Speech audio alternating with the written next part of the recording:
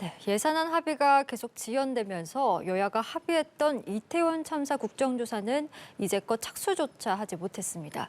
일단 여야는 이번 주말에도 계속 협상을 이어갈 방침인데요. 오늘 두 분과 함께 관련 정치권 내용들 짚어보도록 하겠습니다.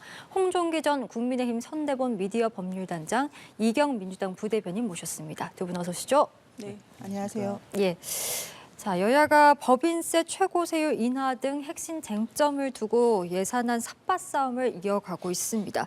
물밑 접촉을 주말에도 이어가곤 있습니다만 좀처럼 입장차를 좁히지 못하고 있는 상황인데 일단 여당에서는 김진표 의장이 낸 중재안으로는 턱없이 부족하다라는 입장이고 민주당에서는 중재안을 대승적으로 수용했다라면서 더 양보할 게 없다라는 입장입니다. 먼저 국민의힘 어떻게 좀 보십니까? 네.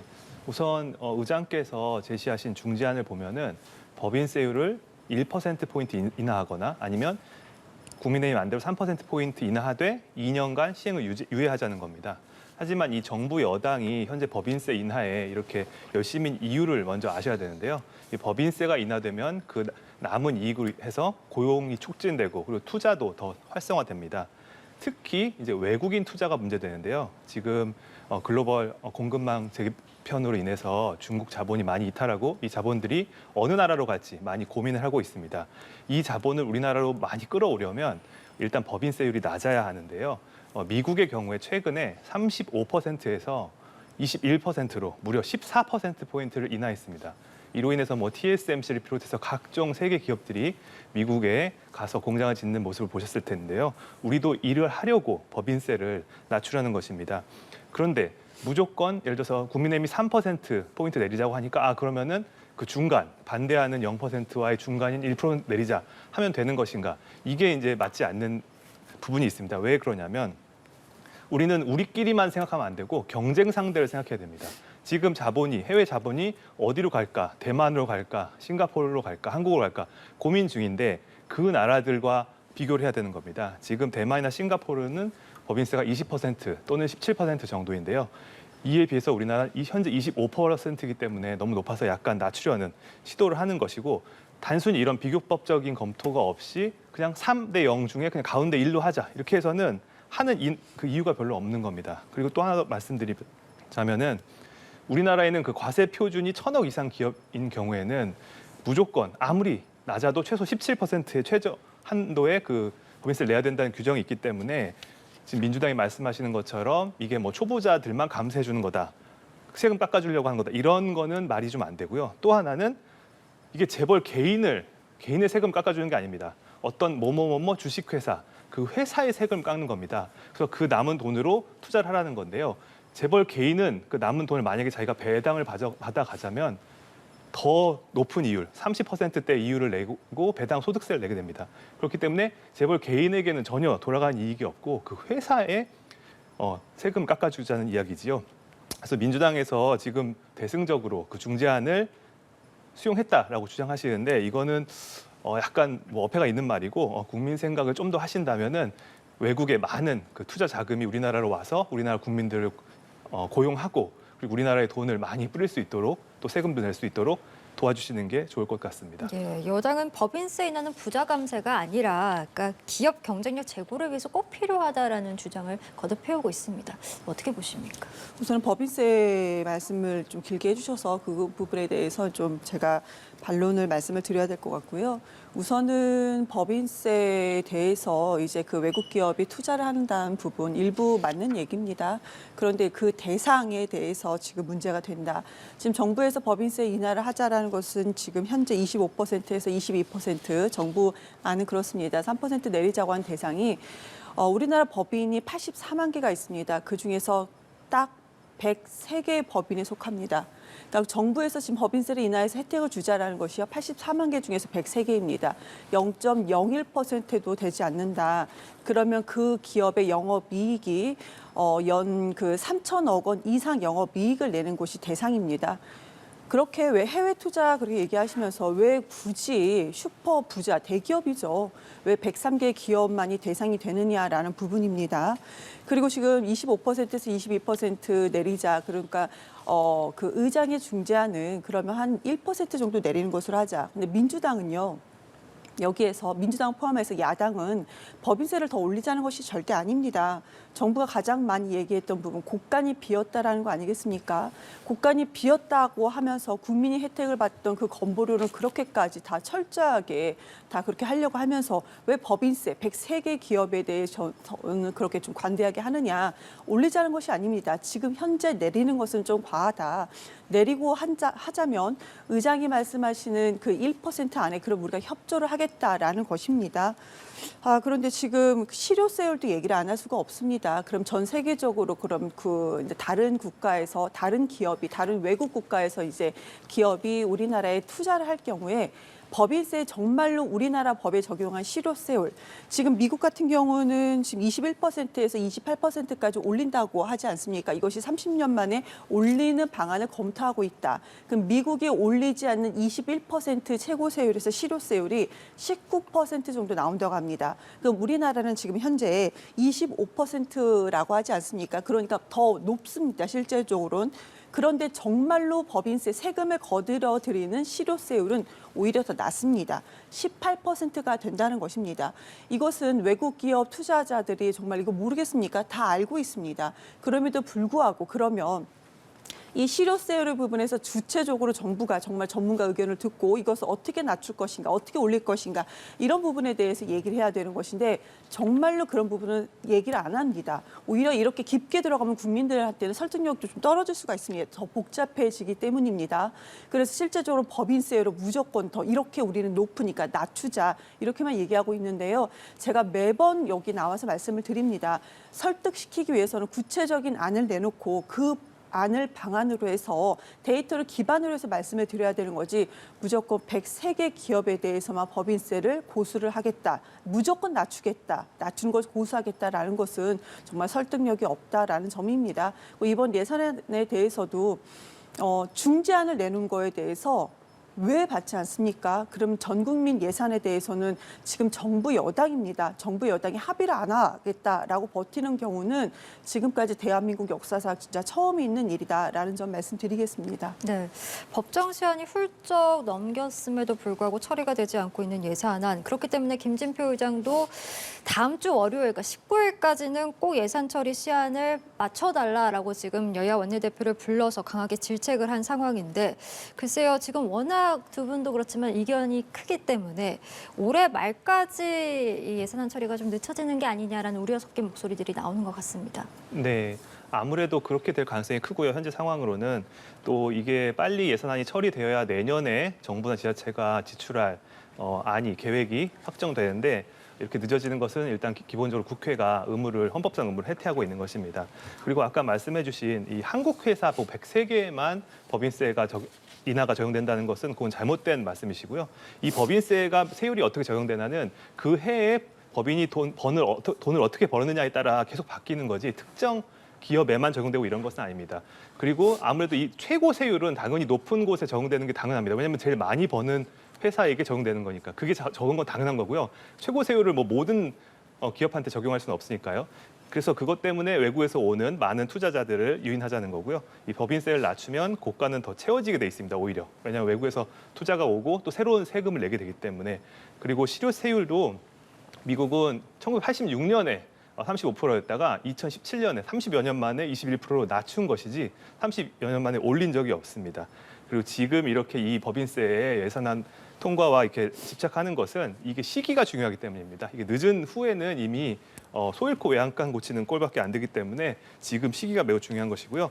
특히 민주당이 이 법인세 인하를 받아들이지 않는 이유로 하나 말씀하시는 거 제가 기사에서 봤는데 그게 뭐였냐면 외국인이 투자를 하더라도 그 최고 세율이 적용될 정도의 높은 이익을 얻어서 많은 투자와 많은 이익을 얻는 외국인 투자는 애시당초 어렵기 때문에 그 최고 세율은 낮출 필요가 없다라고 기사에 이렇게 보도가 되었더라고요. 하지만 이것은 안 되니까 어차피 하지도 말자. 그냥 포기하자. 어차피 안 될 거 뭐하러 하냐라고 하는 건데 지금 정부는 이걸 낮춰서 그런 많은 투자를 받아오자라는 그런 진취적인 이야기를 하시는 거고요. 이거는 그 말씀하신 것이 만약에 맞다면 어차피 높은 그 정도의 이익이 나는 투자를 받을 수도 없는 사람들을 위해서 이걸 낮추는 건데 이게 어떻게 초부자 감세가 되겠습니까? 그러니까 서로 말이 좀 기본적으로 어폐가 있는 거고요. 정부 여당이 빨리 여당과 야당이 합의해가지고 이 예산안이 통과돼야 되겠습니다. 예. 두 개가 있었던 것 같아요. 지금 법인세 길게 말씀해 주셨고요. 그런데 정부에서 얘기하는 것은 우선은 법인세 그 연 3천억 원 이상의 법인세를 내는 기업의 뭐 추사 효과가 있으면 낙수 효과가 분명히 있을 거다. 그래서 전 국민이 혜택을 받을 거다라고 얘기를 하고 있는데요. 슈퍼부자 대기업이 돈을 번다고 해서 그 부분에 낙수 효과가 있어서 국민이 혜택을 누린다. 지금까지 낙수 효과에 대해서는 많은 전문가들이 분석한 바도 있었고요. 논문도 상당히 많이 나와 있습니다. 효과 없다라는 것이 지금까지 우리가 느꼈던 국민들에게서 인식하고 계시는 점인 거고 전문가들도 항상 그렇게 얘기하는 점입니다. 그리고 아까 연 3천억 원 이상 기업이 103개 기업이 아니라고 말씀해 주셨는데요. 이거는 2021년 기준으로 연 3천억 원 이상의 기업이 103개 기업이라는 점은 팩트가 맞다라는 점 말씀드리겠습니다. 그래서 지금 민주당에서는 그러면 그 5억 원 이상, 그러니까 영업이익 5억 원 이상에 대한 기업이 지금 법인세율이 20%이거든요. 이것을 10%까지 낮추는 것도 좀 같이 협의 대상으로 되어 있습니다. 그러면 제가 전체 법인이 84만 개라고 말씀을 드렸는데 뭐 5만 4천 기업이 같이 혜택을 볼 수 있다라는 점입니다. 그런데 이것은 국민의힘 쪽에서도 정부 여당 쪽에서도 이런 부분에 대해서 최고 세율을 그러니까 103개 기업에 대해서 최고 세율을 낮추는 부분을 좀 하면 이것도 뭐 협조를 하겠다라는 것을 저는 알고 있는데요. 근데 지금 이번에 문제가 되는 것은 의장께서도 최고 세율을 25%에서 2%로 낮추는 부분에서 1% 낮추는 걸로 이제 좀 얘기를 했었고 그런데 이거 중재안을 국민의힘 정부 여당에서 받지 않겠다라는 거. 그리고 두 번째가 뭐가 있었냐면은 시행령으로 통치되는 경찰국입니다. 그런데 민주당에서는 이거는 시행령으로 통치되는 거기 때문에 우리는 법치국가, 대통령이 잠깐 말씀하신 법치국가 아니겠습니까? 근데 시행령으로 경찰국이 운영되는 것은 잘못됐다라는 것인데 이 부분은 민주당이 좀 양보하도록 했습니다.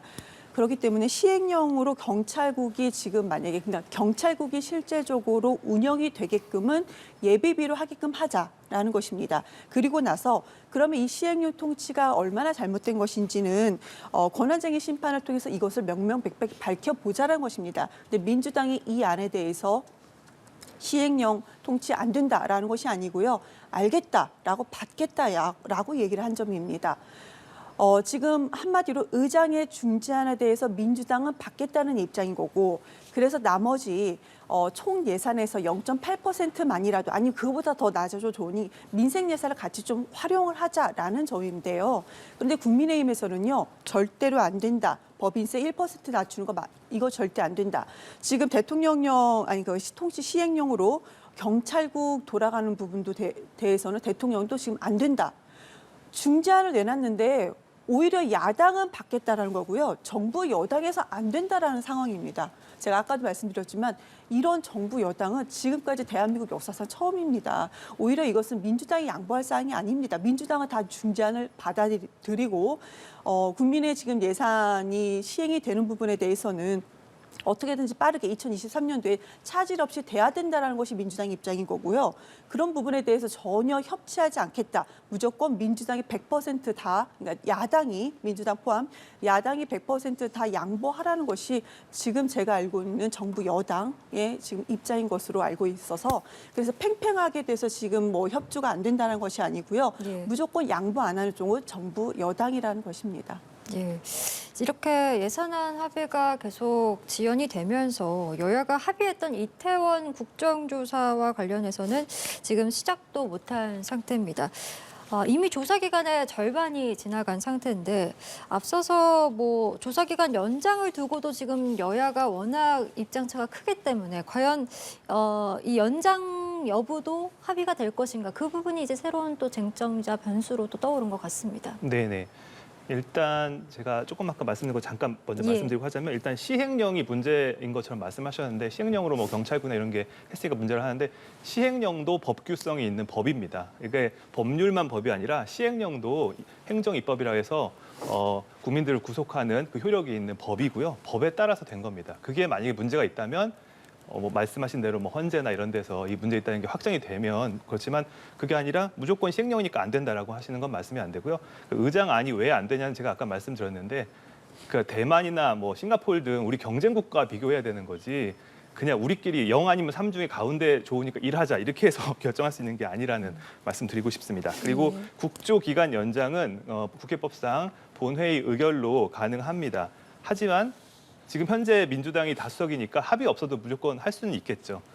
하지만 헌재도 예전에 얘기했듯이 이 민주주의라는 것은 의석수로 밀어붙이는 게 아니라 그 여야 간 타협과 토론으로 합리적인 결과를 도출하는 것이 민주주의다. 그렇기 때문에 무조건 뭐 날치기 또는 의석수로 밀어붙이는 것, 이것은 진정한 민주주의가 아니라는 것이 다시 한번 상기해야 될 필요가 있고요. 지금 이 국조가 온 것은 여야 간의 합의가 있었습니다. 일단 예산안을 처리하고 그것을 전제로 국조를 하자였는데 갑자기 이상민 장관 회의만을 상정해서 통과시키고, 그리고 법인세나 경찰국 그리고 법무부 인사정보관리부서 예산 삭감하시면서 이런 것을 다 조건을 걸면서 지금 통과를 안 시켜주시고 계신데, 이것은 합의를 뭐 위반하시는 거고, 이 정도의 수준의 삭감 그리고 합의 위반은 사실상 이 예산 심의권을 국회가 남용하는 게 아닌가. 행정부에는 예산을 편성할 권한이 있습니다. 그렇기 때문에 행정부가 자신이 국민의 위임한 권한에 따라서 내가 어떤 행정을 펼치겠다라고 생각하고 예산을 편성했다면 그것이 아주 불합리하거나 불법인 경우에 국회가 삭감하는 것이지, 본인들이 원하는 어떤 정치적인 목적을 추구하기 위해서 그것을 잡고 예산 심의권을 행사한다면 이것은 예산 심의권 남용이고 국민들을 희롱하는 것이죠. 네. 예. 이 부분에 대해서는 좀 어떻게 말씀하시겠어요? 국회 돌아가는 상황을 좀 저는 오히려 당 내부에 있기 때문에 더 면밀하게 볼 수 있는 상황 아니겠습니까? 그래서 지금 국회 돌아가는 상황을 좀 더 보시고 말씀을 하셨으면 좋겠다는 말씀 먼저 좀 드리고요. 우선은 국정조사 합의문에는 지금 예산을 먼저 처리를 하고 하겠다라는 것은 내용은 들어가 있었지만, 이상민 장관 해임 건의안에 대해서 내용이 합의문에는, 그리고 합의하는 도중에도 과정에서도 이 내용은 전혀 없었다라는 것이 사실입니다. 그러면 먼저 제가 아까 예산 우리가 얘기하지 않았습니까? 예산이 중재안까지 나왔습니다. 그런데 중재안까지 받지 않고 무조건 원안으로 가겠다는 것이 지금 현재 정부 여당입니다. 그래서 예산이 지금 통과가 되지 않고 있습니다. 정부 여당에서 예산을 같이 협의를 절대 안 하겠다고 얘기를 했기 때문에 지금 그 다음 진행돼야 되는 국정조사가 진행이 안 되고 있는 것입니다. 야당이 볼모로 보통을 잡는 것이 그동안엔 그래왔는데, 지금은 정부 여당에서 예산안을 절대로 안 된다, 원안으로 해야 된다라고 해서 국정조사가 되지 않는 것입니다. 그러면 야3당 입장에서는 어떻게 해야 됩니까? 지금 국정조사 해야 된다라는 여론조사 넣었고요. 이상민 장관의 해임에 대해서, 해임 건의안 제출에 대해서 지금 오히려 민주당이 더 잘했다라는 국민 여론이 훨씬 더 높습니다. 지금 야3당이 했습니다. 민주당 혼자 한 것이 아니고요. 그러면 민주당에서는 지금 예산이 12월 2일 날 통과되는 전제하에 그다음에 국정조사를 하겠다고 했는데요. 그런데 지금 예산안도 발목을 잡고 있고, 이상민 장관 해임 건의안에 대해서도 정부 여당, 특히 여당에서 뭐라고 했습니까? 이거 우리가 지금 국정조사 보이콧하겠다고 있습니다. 국정조사 자체도 발목 잡는 것이 이상하게 여당입니다. 뭐하러 그럴 필요가 있느냐라는 점입니다. 그래서 지금 야상당은요, 그럼 서로 간의 합의안에 대해서 파기를 한 것은 여당이기 때문에, 그러면 지금 야3당이 제출한 국정조사를 하겠다라는 것입니다. 이 사안은요, 당연한 것입니다. 그리고요, 유가족들이 그런 얘기도 하셨습니다. 이상민 장관 해임 건의안 대통령께서 안 받을 거 뻔히 알지만 그럼에도 불구하고 해임 건의안을 제출해 주셔서 감사하다. 유가족이 그런 얘기를 하는 것이 지금 말이 되느냐라는 상황입니다. 국정조사 무엇이 두렵습니까? 진행하면 됩니다. 그리고 예산안 국민께서 이렇게 기다리고 계시는데 왜 원안이 아니면 안 된다는 식으로 이렇게 발목을 잡고 계시는가. 그런데 오히려 여당의 원내대표가요, 이런 부분에 대해서 정확히 답을 내지 못하고 있습니다. 오히려 지금 돌아가는 분위기로서는 대통령실에 아니면 대통령의 의중을 듣고 마치 지금 국회가 돌아가는 것 같은데요. 우리나라는요, 3법 분리가 되어 있습니다. 근데 왜 이렇게 삼권 분리가 되어 있습니다. 근데 왜 이렇게까지 진행이 돼야 되는 것인지 법치국가입니다. 영치국가 아닌 국가에서는 적극 맞지 않다라는 점 말씀드리겠습니다. 네, 말씀해 주신 것처럼 민주당에서는 기간 연장과 함께 야3당 단독 추진까지 지금 압박하고 있는 상황인데 앞서서 국민의힘 소속 그 국조특위 의원들이 전원 사퇴 의사를 밝히지 않았습니까? 복귀할 가능성도 있습니까? 그냥 제 개인적인 사견으로는 예. 현재 입장에서 국민의힘 국제투기위원들이 복귀하는 것은 명분도 없고 실리도 없다고 생각을 합니다. 특히 이 국정조사법에는 현재 재판 중인 또는 수사 중인 사건의 소추에 관여하기 위해서는 국정조사를 할 수 없다고 되어 있습니다. 그럼에도 민주당은 현재 그 이태원 국정조사를 통해서 실체적 진실을 밝히고 책임자를 찾아서 처벌하겠다라고, 즉 소추하는 것에 관여하겠다는 목적을 분명히 하고 있는데요. 이것은 예. 이 법에도 위반될 뿐만 아니라 민주당이 수사기관이 되겠다는 것입니다. 이것은 헌법과 법률에도 맞지 않고 월권입니다. 그리고 조금 아까 말씀하신 것 중에 대통령실의 어떤 지령에 의해서 당이 돌아간다 이렇게 생각하시는 그건 아주 개인적인 사견이실 뿐이고요. 그 사견을 근거로 삼권 분립까지 나오는 거는 약간 비약이신 것 같습니다. 네. 예, 주제를 조금 바꿔보겠습니다. 국민의힘 이야기 해보려고 하는데요. 지금 전당대회 룰과 관련해서 당원 투표 비중을 높이는 방안을 국민의힘에서는 추진하고 있는 상황입니다. 이를 두고 좀 몇몇 의원들은 또 반발을 하고 있는 상황인데 특히 유승민 전 의원 같은 경우에는 지금 룰 개정에 윤심이 반영이 됐다. 경선 개입은 불법이다. 이렇게 직격탄을 지금 날리고 있는 상황인데 실제로 지금 유 전 의원을 견제하기 위해서 당심을 높이는 거다. 이런 이야기들이 있는데 이 부분에 대해서는 좀 어떻게 보십니까? 우선 그 대통령께서 어떤 사석에서 발언을 했다. 이거는 사실 여부는 제가 알 수가 없습니다. 근데 만약에 사실이라고 해도 그게 그냥 사견을 지인들과 이야기한 것에 불과하지 않을까. 그냥 이것도 저의 사견입니다. 그리고 특정인을 견제하려는 의도는 없었을 것이고요. 이게 이런 일들이 벌어진 이유가 무엇이냐면 기존 정당대회를 보면은 그 일반인을 대상으로 한 여론조사가 상당히 큰 부분을 예. 차지합니다. 이게 7대3이라고 해서 30%가 아니고 9대1이라고 해서 10%가 아닙니다. 작년 전당대회 예를 들자면요. 당원이 약 30여만 명 있었고 여론조사를 한 2,000명 정도 했습니다. 그런데 결국 나중에 결과를 보니까 여론조사에서 한 표를 찍으면 당원 30여 명이 표를 찍은 것과 같은 동등한 효력이 있습니다. 근데 지금 국민의힘 당원이 약 100만 명 정도 됐다고 합니다. 그렇다면은 똑같은 7대3으로 하면은 아마도 한 명이 여론조사를 받아서 찍으면 당원 100명 정도의 효과가 있을 겁니다. 이런 경험을 했던 국민의힘이기 때문에 아마도 그것 때문에 이 100%니 이런 거 각종 논의를 해보는 것 같고 제 생각에 100%가 확정된 것도 아니고 일반 여론조사가 필요한 면도 당연히 있기 때문에 잘 합리적인 방법이 도출될 것 같습니다. 예, 상대당의 이야기이긴 합니다만 이렇게 당심을 좀 높이게 된다, 당원 투표 비중을 높이게 된다라고 한다면 좀 결과에는 어느 정도 좀 영향이 있으리라고 예상을 하십니까? 국민의힘이 우선은 그 경선 과정에서 처음에 그 예비 경선 과정에서 민주당에는 오히려 그 당원들이 투표하는 것이 아니고 중앙위원회라는 절차가 있습니다.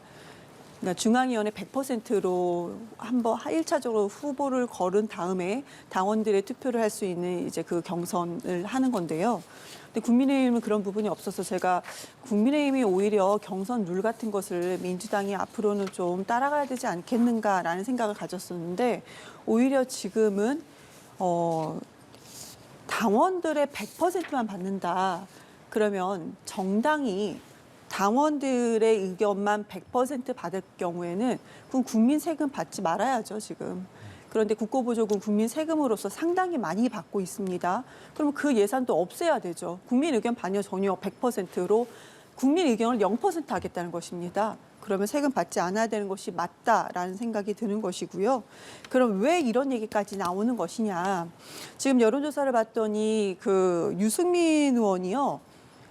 상당히 높게 나오고 있습니다. 지지율 자체가요. 예. 지지율 자체가 40% 가까이 나오고 있습니다. 2위가 안철수 의원으로 나오고 있는데 10% 조금 넘는 것으로 지금 나오고 있습니다. 그렇기 때문에 지금 대통령의 의지고 대통령 뭐라고 했습니까? 사석이라고 하지만 언론 보도 이미 다 됐고요.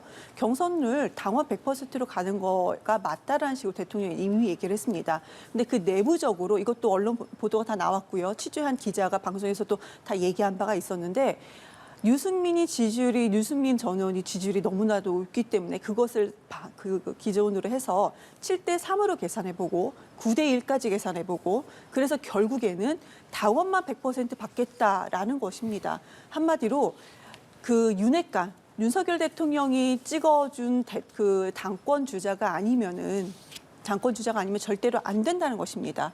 그럼 대통령이요. 이것은 경선 개입이 아니고요. 아예 선거 개입입니다. 이것은 당연히 대통령이 이런 선거 개입은 불법입니다. 우리나라 법치국가라고 제가 말씀드리지 않았습니까? 대통령이 법치국가란 말을 상당히 많이 하셨는데요. 본인한테 적용될 때에는 이것이 절대로 불법이 아닌 것처럼 말씀을 하고 계시는데요. 지금 여당이 이래서는 안 됩니다.